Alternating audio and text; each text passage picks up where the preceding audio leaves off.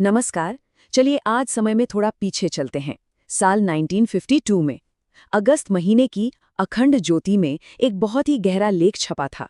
ये लेख नारी की भूमिका और उसके सम्मान पर एक ऐसा नजरिया पेश करता है जो आज भी उतना ही जरूरी है। लेख की शुरुआत ही एक बहुत ही शक्तिशाली वाक्य से होती है। मनुष्य की निर्मात्री नारी ही है, मतलब इंसानियत को बनाने वाली, उसको गढ़ने वाली स्त्री ही है। और इसी एक विचार पर पूरी बात टिकी हुई है। तो आइए इस गहरी सोच को परत दर परत समझते हैं। हम शुरुआत करेंगे माँ की भूमिका से, फिर देखेंगे कि इसका समाज पर क्या असर होता है, इसके बाद इसके आध्यात्मिक मायने क्या हैं, और आखिर में ये सब पूरी दुनिया के भविष्य से कैसे जुड़ जाता है। देखिए, दिलचस्प बात यह है कि ये लेख समाज या दुनिया से अपनी बात शुरू नहीं करता। नहीं, ये सीधा सृष्टि के केंद्र में जाता है, यानी माँ। अखंड ज्योति के आध्यात्मिक शोध के अनुसार माँ सिर्फ जन्म नहीं देती, वो बच्चे की आदि गुरु होती है। मतलब पहली टीचर, जो सिर्फ किताबी ज्ञान नहीं देती बल्कि चरित्र और संस्कारों की पहली नींव रखती है। और यहाँ एक बहुत ही गहरी बात कही गई है। ये कोई भावनात्मक बात नहीं है, ये एक तरह का सीधा ट्रांसफर है। लेख बताता है कि कैसे एक माँ के गुण, उसके विचार, उसका स्वास्थ्य, उसका चरित्र सीधे सीधे बच्चे में उतरते हैं। ये एक आध्यात्मिक और जैविक रचना है। और ये कहावत इस पूरे लेख के सार को बड़ी खूबसूरती से सामने रखती है। मतलब अगर माँ, जो कि वो जमीन है, अगर वही अशिक्षित या कमजोर रह गई, तो उससे एक महान नागरिक रूपी फसल की उम्मीद भला कैसे की जा सकती है।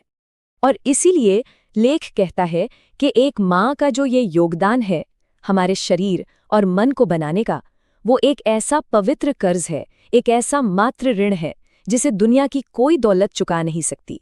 चलिए अब इस विचार को थोड़ा और आगे बढ़ाते हैं। देखते हैं कि ये एक व्यक्ति से निकलकर पूरे समाज के ताने बाने को कैसे प्रभावित करता है। अब ये लेख एक बहुत जरूरी सवाल उठाता है।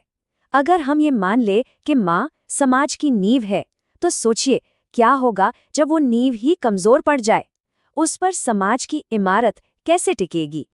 और यहीं पर एक बहुत तीखी चेतावनी दी गई है। महिलाओं को पिछड़ा रखना सिर्फ उनका अपमान नहीं है, ये तो अपने ही पैरों पर कुल्हाड़ी मारने जैसा है। ये समाज का खुद को पहुंचाया गया नुकसान है।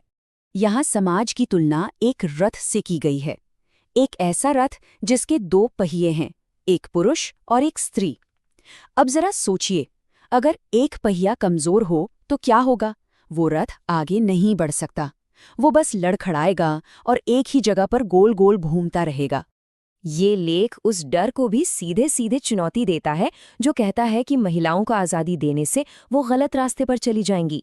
इसे एक पतित मनोवृत्ति कहा गया है, यानी एक गिरी हुई सोच जो असल में समाज की प्रगति को रोकती है।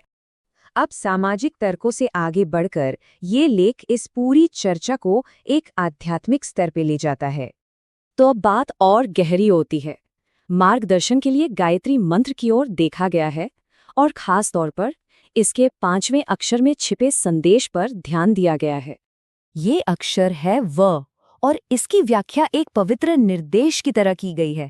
इसका संदेश है कि समाज का नजरिया महिलाओं के प्रति उदार और पूज्य भाव वाला होना चाहिए, सम्मान से भी ऊपर, पूजनीय। लेख में ये तर्क भी दिया गया है कि महिलाओं में स्वाभाविक रूप से करुणा, सेवा और प्रेम जैसे सात्विक गुण, यानी शुद्ध और दैवीय गुण ज्यादा होते हैं, और यही उनके इस पूज्य भाव का एक बहुत बड़ा कारण है। और इसका एक सांस्कृतिक सबूत भी दिया गया है। हम सब कहते हैं सीताराम, राधा श्याम, लक्ष्मी नारायण। देखिए, इन सभी दिव्य जोड़ों में हमेशा स्त्री का नाम पहले आता है। ये उनके सर्वोच्च स्थान को दिखाता है।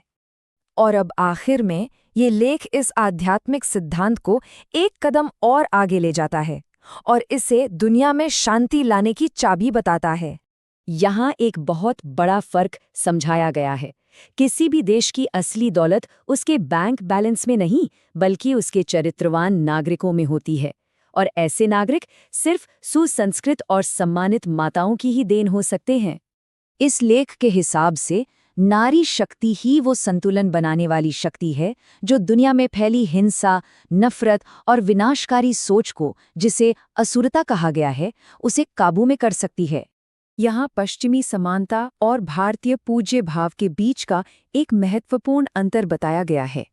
एक का लक्ष्य है बराबरी पर लाना, जबकि दूसरे का लक्ष्य है स्त्री को पूजनीय मानकर सर्वोच्च सम्मान देना।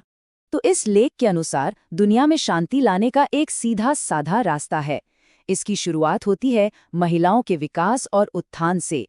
इससे नारी शक्ति जागती है जो दुनिया की हिंसा को शांत करती है और अंत में एक नरक जैसी दुनिया को स्वर्णिम शांति में बदल देती है।